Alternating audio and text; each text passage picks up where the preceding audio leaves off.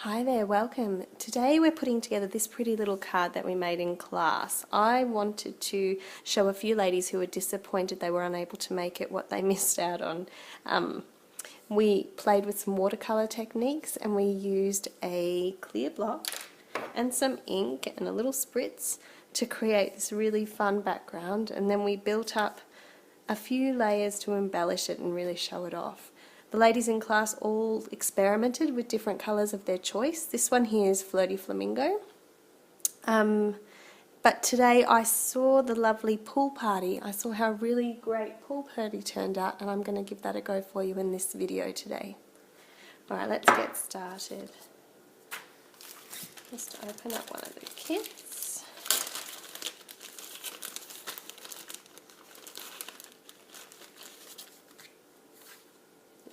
On there. So I've got a Whisper White folded card base, which I'm going to set aside, and what I need is the shimmery white cardstock panel. This is a little bit of a messy technique, so you're going to want to have a roll of paper towel on hand. I am spritzing a little bit of water just to dampen my cardstock a little bit, not too much. And I'm using the Pool Party. My Pool Party ink pad is an older ink pad. It's got a felt base to it, so I'm going to have to apply ink a little bit more strongly than I might with my new foam pads. You can see I've got full coverage there. It's all looking that lovely aqua Pool Party blue. And then I'm going to apply some water with my spritzer. I want to start seeing that water beading and coming together. I want it to be nice and wet. I'm going to try and get it in the middle of this panel here. Watch it spread around. Pull it off to the side. Let go of the paper there. Now I've got quite a large amount of water on there. Just going to twirl it around a little bit. You can use, if you're finding you've got just a bit too much, you can pull a little bit back off in those darker spots. But the fun of the technique is that it's going to come up different every time you do it. I'm just going to draw this out a little bit with my blender pen.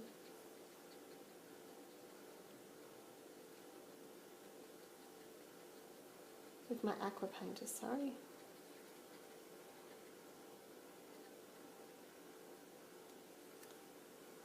It was perhaps just a little bit dry in that corner. So every time you give this a go, it's going to come out really different. Some of the ladies had it a very drippy effect. Others had it a little bit bolder through the centre like I have. Others were able to create a bit of an ombre with it lighter to one side and darker to the other. If you've got time to let that dry, please do.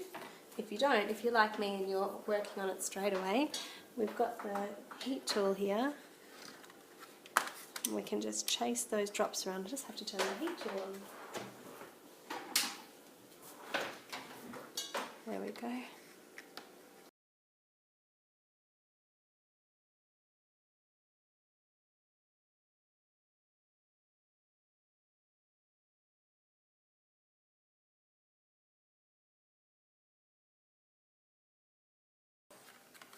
Once you've given that a bit of a dry, you can take the top off your spritzer like this and just shake a few drops on.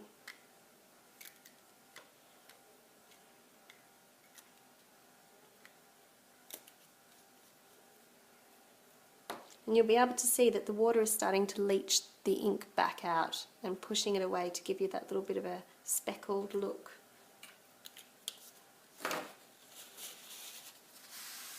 Just clean out that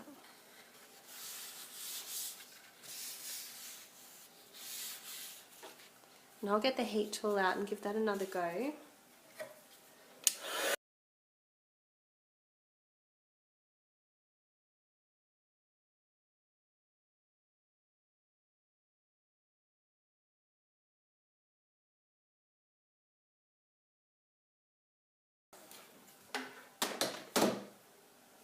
And then we have a fun little watercoloured background panel to make sure that we were going to do all the work that we put into that justice. I thought it would be fun to create accents like the little butterfly that would allow the panel to shine while still having that interest, having that fun element there to look at. So I'm going to run that through the Big Shot with the bold butterfly framelit.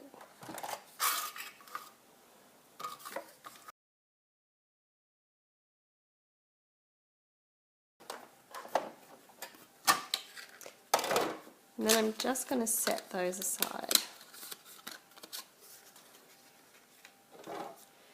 And while I've got the Big Shot out, I've got a small piece of Whisper White cardstock. Ooh, sorry, I'm going to give you motion sickness there. I just knocked the iPad with my forehead. The Flourish Thinlit dies has this cute little flower. And I thought that would be a really cute embellishment to finish off this project. I'm just running that through twice.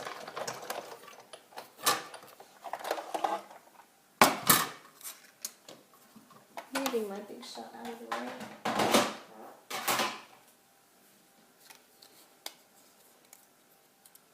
And then a pair of scissors here. Just going to poke it all out.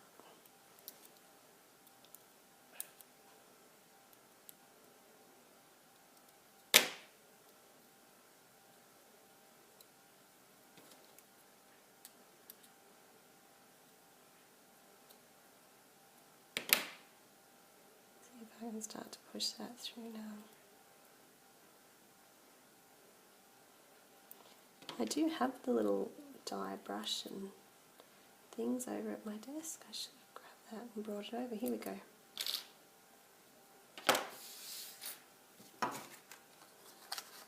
So I'll set those aside now that we've done those.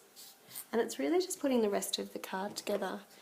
I was really surprised when I pulled open my annual catalogue the other day and I noticed this really fun background stamp, and I can't believe I hadn't picked it up earlier. It's amazing how things can hide away in your catalogue and you don't notice that they're there.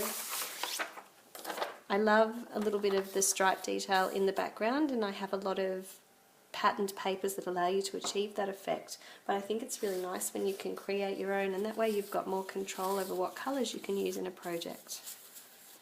Don't have to worry if you've got that particular colour or not. So we're going tone on tone, and I've got a piece of Whisper White here. I might pop that on this side, it's not folded in that crease. I'm going to get my Pool Party ink pad back out, tap it all the way around there.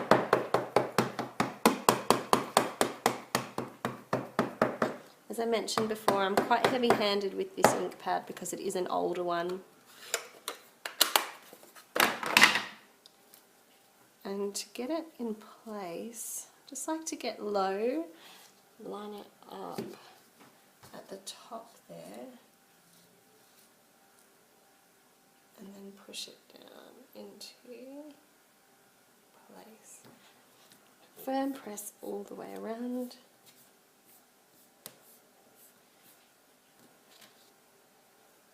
And peel it up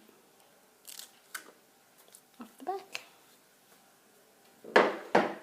Now I didn't put a lot of ink in the middle. If you might have noticed, I stayed mostly around the edges when I was putting that panel together, and the reason was that this is going to sit in the centre. So it's just giving us that detail around the outside.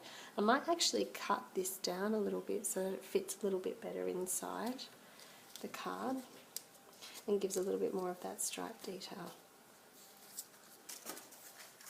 So this one sticks directly down onto your card base.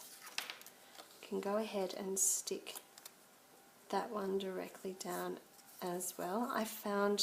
I love having things up on dimensionals, but I found when I tried to pop this panel up on dimensionals, because it's been watercoloured and it's all a bit wonky, it sits better if it's flat. Move that one out of the way. So once those are all stuck down, we can pop our little butterfly in place. But before we do that, we're going to add the sentiment and a little bit of layering, the pretty flower we die cut earlier, and I want to staple it all together. I've just got this ordinary cheap little stapler that I've had for a really long time. I missed my chance to buy the little handheld stapler from Stampin' Up, so I'll have to keep an eye out if they put another one out, because I've been told it's amazing to use. So I'm using my little embossing buddy. I've gone with a sentiment from the Ready to Pop stamp set. I'm really loving how it's got the two different types of fonts and they sit really nice and neat together.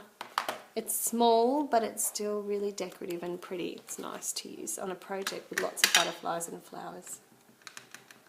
So inking that up in Versamark.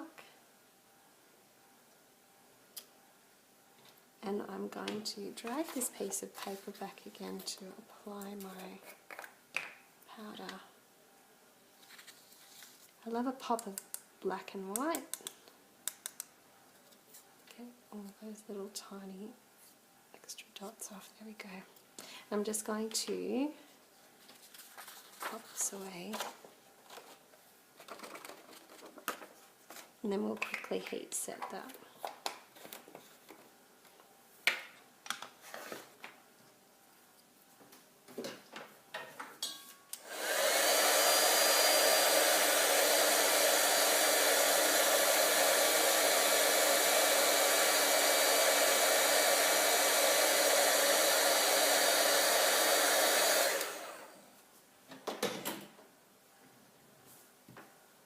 So there we have our little sentiment. It's going to sit on top of our butterfly. I felt like it needed just that little extra touch of white, so I attached it to a little offcut.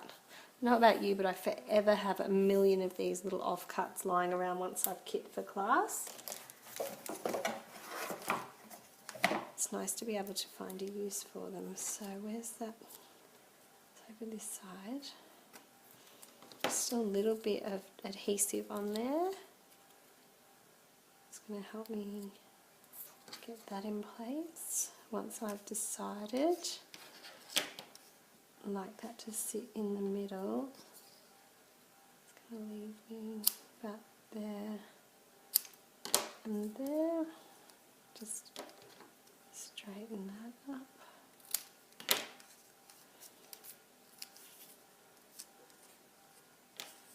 And we're going to make sure that's about centered using my little stapler.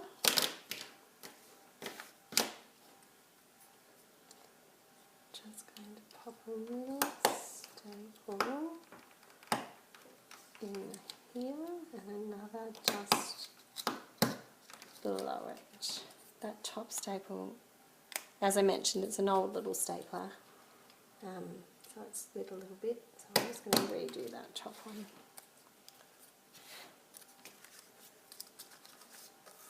So that will go on like that. They're all layered on flat.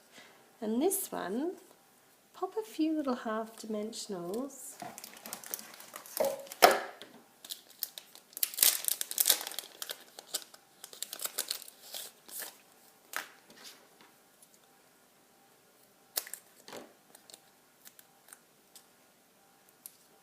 in behind there.